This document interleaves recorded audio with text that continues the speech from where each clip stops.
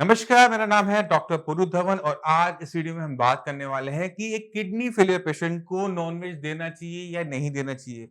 और अगर नहीं देना चाहिए, तो क्यों नहीं देना चाहिए? क्योंकि अक्सर पेशेंट आता है और पूछता है, "डॉक्टर साहब क्या मैं नॉन-वेज खा लूँ? मुझे ना कमज़ोरी महसूस हो रही है।"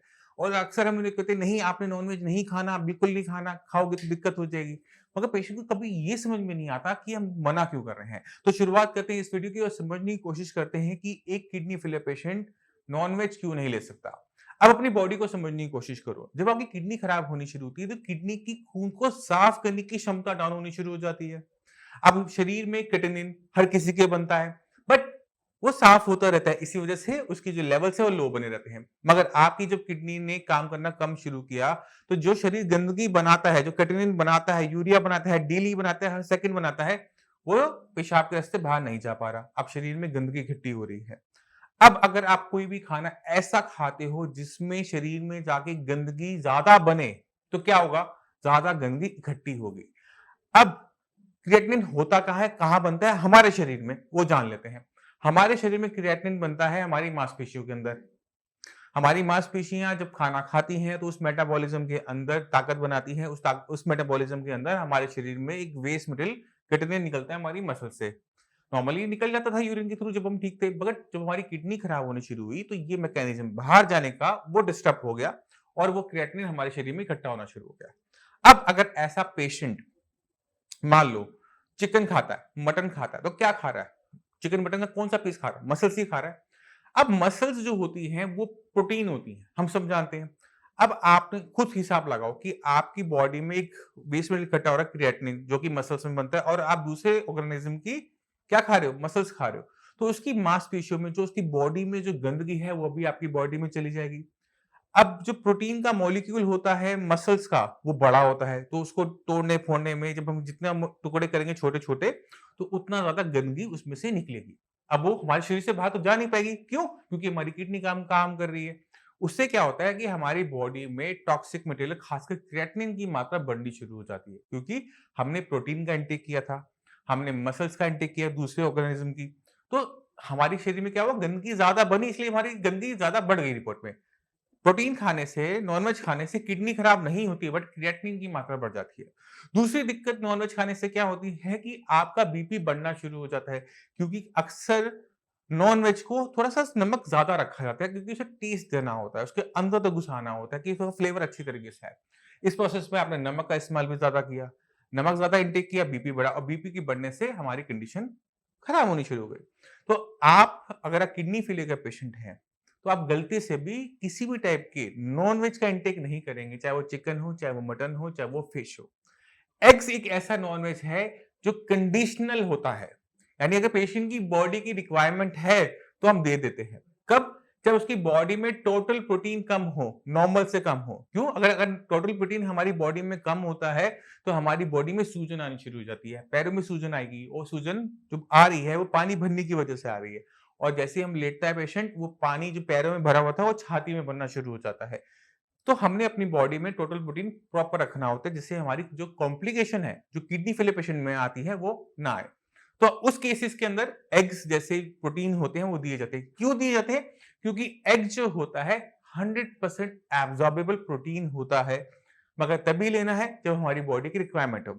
आपको समझ में ना आता हो तो खुद ब खुद डिसीजन मत लेना, ये काम डॉक्टरों पे छोड़ देना। डॉक्टर आपकी रिपोर्ट देख के बताएगा कि आपको प्रोटीन लेने की जरूरत है या नहीं है। अब अगर आपकी बॉडी में क्रिएटिनिन की मात्रा बढ़ रही है तो उसे नीचे लेकर आना भी जरूरी है और क्रिएटिनिन को डाउन करने का सबसे आसान तरीका किडनी की फंक्शनिंग बढ़ाना ही है, क्योंकि किडनी की फंक्शनिंग बढ़ेगी, किडनी क्रिएटिनिन ज्यादा बाहर निकालेगी और आपके ब्लड में क्रिएटिनिन की मात्रा डाउन होनी शुरू होगी। बाकी डाइट सपोर्टिव होती है, हेल्प करती है गंदगी इकट्ठी शरीर में ज्यादा ना हो। अब इन दोनों में से किसी एक चीज को भी निकाल दोगे तो हमारा पर्पस सॉल्व नहीं होता। तो एक किडनी फेलियर पेशेंट को अपनी डाइट पे बहुत ज्यादा ध्यान रखना पड़ता है। डाइट ऐसी लेनी होती है कि गंदगी हमारे शरीर में इकट्ठी ही ना हो और अपने किडनी फंक्शंस को बढ़ाना पड़ता है जिससे क्रिएटिनिन और यूरिया की जो क्लियरेंस है वो पहले से ज्यादा बढ़ जाए और आपकी रिपोर्ट में क्रिएटिनिन की मात्रा डाउन होनी शुरू हो जाए, आपका जीएफआर बढ़ जाए। अब ये कैसे होता है, कैसे नहीं होता, उससे पहले मैं चाहता हूँ कि कुछ पेशेंट्स को मिले, उनकी रिपोर्ट्स को देखें, तो आपको थोड़ा-सा आइडिया हो जाएगा कि मैं आपको आगे क्या बताने वाला हूँ। 3 महीने के इलाज के अंदर, हाँ। 1 महीने के अंदर हमने डायलिसिस बंद कर दिया और 2 महीने से कोई डायलिसिस नहीं बना, आप आराम से सर्वाइव कर रहे हो, कोई दिक्कत नहीं, लेवल आराम से मेंटेन हो रहे हैं। बाकी जो मरीज होते हैं जो डायलिसिस करवा रहे होते हैं, करवाने वाले हैं, जिनको बहुत डर होता है किडनी फेलियर से, डायलिसिस से, उनको क्या कहना चाहोगे? मैं ये कहना चाहूँगा जी, एक बार यहाँ पे ट्राई करने में कोई जी मेरे लिए तो सक्सेसफुल ही हुआ। और यहाँ आएगा तो फायदा मिलेगा। नमस्कार, मेरा नाम है डॉक्टर पुरु धवन और आज आपको ऐसे पेशेंट से मिलवाएंगे जिन्होंने अपना डायलिसिस करवाया। डायलिसिस रुकने से पहले इनका किडनी लेवल 12 के आसपास था और तकरीबन 1-2 महीने के इलाज के अंदर इनका जो डायलिसिस था वो पूरी तरह से रुका। तो मैं ज़्यादा बात नहीं करता, चलते हैं मनोज जी के पास और उनसे जानते हैं कि उनकी लाइफ में साइंस जी ने इन्हें क्या परिवर्तन किया। तो मनोज जी, आपको कब पता लगा था किडनी खराब हो रही है आपकी? मेरे को जी पता लगा था फरवरी में। फरवरी कौन सा साल? इसी साल। इसी साल में? हाँ जी। अच्छा, और लेवल क्या था तब किडनी के? उस टाइम तो लेवल मेरा जी बिल्कुल ही डैमेज था, मतलब डॉक्टर ने तो जवाब दे दिया था वहाँ। अच्छा। हमारे वहाँ मैंने फिर दिखाया इसमें और एक वो था उसमें देखा दोनों ने ट्रांसप्लांट के लिए बोला। ट्रांसप्लांट के लिए बोला था। और तब किडनी की लेवल क्या था? तो मेरा 530 तो यूरिया था। 530 यूरिया? हाँ जी। और किडनी 12 था शायद। 12 के आसपास था। हाँ जी। डायलिसिस शुरू हो गया था? डायलिसिस शुरू हो गया था हर दूसरे दिन। हर दूसरे दिन, हफ्ते में 3 बार डायलिसिस चल रहा था आपका? हाँ जी। और फिर कब तक चला वो, फरवरी से लेकर? वो चला जी, ये देख लो यहाँ 3 महीने हो गए मुझे को यहाँ। हाँ। मैं 4 महीने चला वहाँ। 4 महीने आपका हफ्ते में 3 बार डायलिसिस चलता है। फिर आप यहाँ पर आए? हाँ, यहाँ पे आने के बाद फरवरी, मार्च, अप्रैल, मई, जून में? जून में आया मैं। मई के आखिर में, जून में? मई के लास्ट में 29 तारीख को मंगाई थी मैंने तो। हाँ, 29 मैंने 1 तारीख से स्टार्ट की थी दवाई लेना। जून से शुरू हाँ, किया। फिर मेरी डायलिसिस होने लगी, लेने के बाद 15 दिन में। 15 दिन में एक बार? हाँ। जो हफ्ते में पहले 3 बार होता था वो 15 दिन में एक बार चला गया? एक बार। और अब कितनी बार अब तो बंद है पूरा? अब तो बंद हो गई। मैं आपको थोड़ा सा मनोज जी के बारे में बता देता हूँ। इनकी किडनी जो खराब हो रही थी वो ब्लड प्रेशर की वजह से हो रही थी। ब्लड प्रेशर हाई रहने की वजह से इनकी किडनी श्रिंक होने लगी। जैसे किडनी श्रिंक होती चली गई, इनकी किडनी लेवल बढ़ते चले गए और इनको डायलिसिस की जरूरत पड़ गई। अब शरीर में वजन बढ़ रहा है पहले से? हाँ, पहले से इम्प्रूवमेंट है शरीर में। जो डायलिसिस आपका हफ्ते में 3 बार चल रहा था, कमजोरी जो आती है, अब वो कमजोरी शरीर में है नहीं है? नहीं, अब कुछ नहीं है जी, बहुत अच्छा महसूस कर रहा हूँ। काम पे जा रहे हो, नहीं जा रहे? काम पे तो नहीं जा रहे हैं, लेकिन मैं तो बोल रहा हूँ, लेकिन घर वाले मना कर रहे हैं, बोला अभी वो अभी थोड़ा सा लॉकडाउन है, थोड़ा सा कर लो, ठीक है। अभी कहीं शरीर में सूजन? न सूजन वगैरह कहीं नहीं है। खाना प्रॉपर हो रहा है? खाना फ्रेश अच्छी तरह से खाने में कोई प्रॉपर हो, खाने में भी दिक्कत होती है? शरीर में ताकत पूरी बनी हुई है? ताकत पूरी है मेरे हिसाब से, लेकिन अभी थोड़ा टाइम लगेगा। अब आपके लेवल किस लेवल पे मेंटेन हो रहे हैं? यूरिया तो जी आपने देख, मैंने रिपोर्ट तो मिली आपके पास है। हाँ जी, मैं बता देता हूँ। यूरिया तो आपका तकरीबन 100 के आसपास है। हाँ, 100 के आसपास है। क्रिएटिनिन हमारा जो मैनेज हो रहा है वो तकरीबन 6-7 के आसपास मेंटेन हो रहा है। 7 के आसपास मेंटेन हो रहा है, ठीक है। डायलिसिस पूरी तरह से बंद हो गया। और कब से बंद हो गया तकरीबन बता दो? ये डायलिसिस बंद हो गया तो ये मान 2 महीने के आसपास हो गया। 2 महीने हो गए कोई डायलिसिस नहीं हुआ।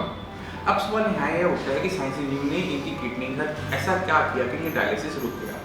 जब हम ऐसे किसी किडनी को देखते हैं जिसके अंदर श्रिंकेज होती है, जिसके अंदर इस्केमिक नेफ्रोपैथी हो रही होती है, तो किडनी के अंदर नुकसान के 2 हिस्से होते हैं। एक हिस्सा वो होता है जो कंप्लीट पूरी तरह से मर गया है, एक हिस्सा वो होता है जो ब्लड प्रेशर की वजह से बीमार है, काम पे नहीं है। तो जो हिस्सा मर गया है उससे तो कोई डॉक्टर जिंदा नहीं कर सकता, कोई मेडिसिन जिंदा नहीं कर सकती, मगर जो हिस्सा बीमार पड़ा है, काम पर नहीं है, उसे काम पर लाया जा सकता है अगर हम सही तरीके से चलते हैं।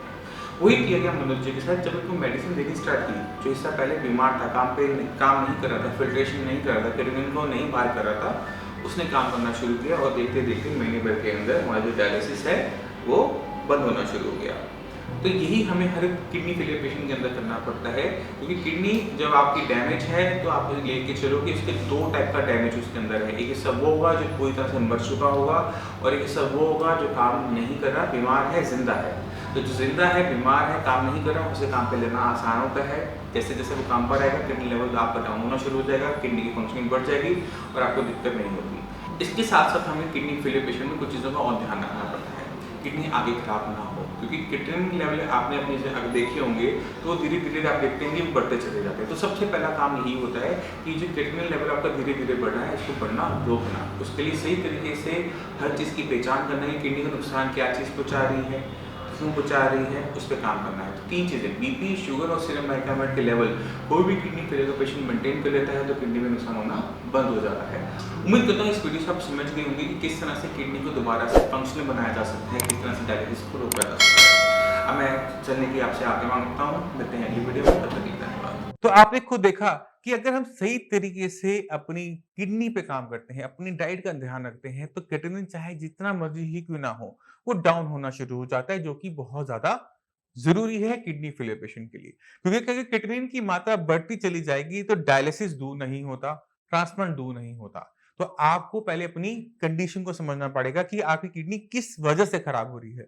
क्या उसे बीपी ने खराब किया है, क्या उसे शुगर ने खराब की है, या फिर कोई और बीमारी ने आपकी किडनी को खराब किया। पहले तो आपको वो रूल आउट करना पड़ता है कि किडनी को नुकसान किसने पहुंचाया।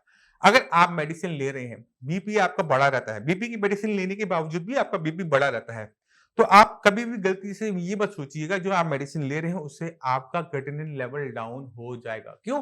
क्योंकि बीपी जब जब बढ़ेगा तब तक वो किडनी को नुकसान पहुंचाएगा, और जैसे जैसे किडनी को नुकसान पहुंचेगा, क्रिएटिनिन की वैल्यूज बढ़ती ही चली जाएंगी। और ये समझना बहुत मुश्किल नहीं है, और इस पे मैं डिटेल कई सारी वीडियोस बना चुका हूं कि कैसे आप आइडेंटिफाई कर सकते हो कि आपकी किडनी किसने खराब की। इसको आज हम गहराई में नहीं जाएंगे। बस आपने ध्यान किस चीज का रखना है, आपने ध्यान इस चीज का रखना है कि आप अपनी बॉडी पे, अपनी किडनी पे काम करो और नॉन-वेज जैसी चीजों को अपने माइंड से बाहर निकाल दो, क्योंकि उससे इतना नुकसान होगा जिसका हिसाब लगाना आप सभी के लिए अभी मुश्किल है। अभी आप टेस्ट के लिए मेरे से मांग लेते हो, मैं मना करता हूँ, चोरी चुपके कभी-कभार आप खा लेते हैं, बट इसका नुकसान आपको अपनी रिपोर्टों में देखने को बहुत आराम से 1 ही महीने के अंदर मिल जाता है। तो आप सभी से रिक्वेस्ट है, जिनका भी ट्रीटमेंट सीरियस में चल रहा है, साइंस इंजीनियरिंग में चल रहा है, उनसे रिक्वेस्ट है कि कृपया करके अपनी लाइफ से नॉनवेज बाहर निकाल दो, क्योंकि जैसे आप उसे इंटेक करोगे, आपकी रिपोर्टें खुद ब खुद बता देंगी कि इससे आपकी किडनी को कितना नुकसान हुआ है। अब इसी के साथ आप सभी से मैं चलने की आगे चाहूंगा। मिलते हैं अगली वीडियो में, तब तक के लिए नमस्कार।